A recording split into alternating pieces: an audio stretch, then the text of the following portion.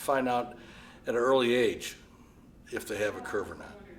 Because if they have a curve, we want to be able to evaluate it, to judge it, to decide how big it is, and then start to brace them, start to treat them if necessary. Sometimes we'll see people who've never had any treatment, and they come in with a fairly large scoliosis.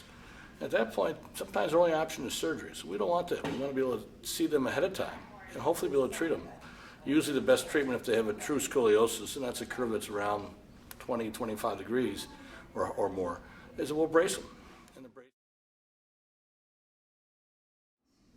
Well, the most common sign is to see a difference in the waistline. If you look at someone's back and one side shifts to the other.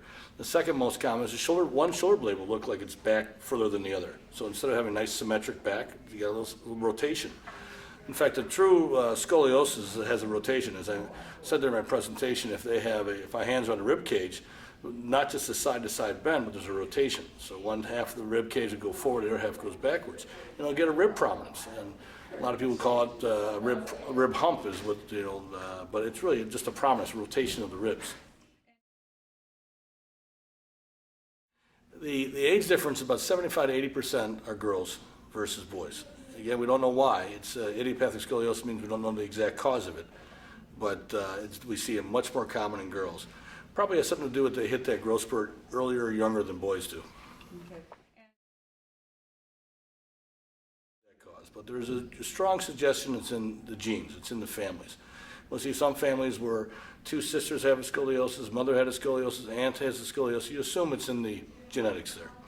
And there's been some identical twin studies that show that there's a genetic connection. Now, some of the more recent push now in studies is to try to look at the human genome and try to figure out which patients are going to develop scoliosis. One such test, the most recent one, is something called Scoliscore.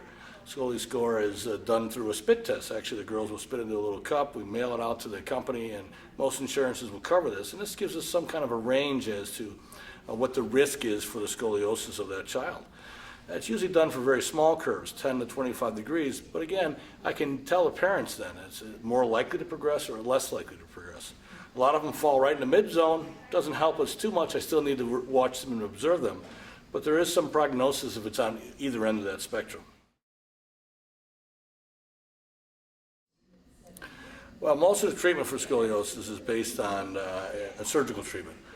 And probably the greatest advancement, even though we're still using rods and screws, is how much correction we can get and how safe we can do it. So the combination of neurologic monitoring and the type of instrumentation we can use makes it a very powerful tool to get excellent correction with little risk to the patient.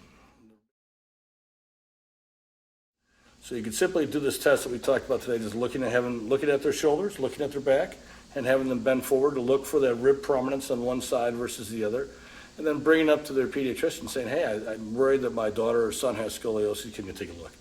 And then if there's a concern, they'll do an x-ray. If there's evidence of a scoliosis, they would send them to a scoliosis specialist.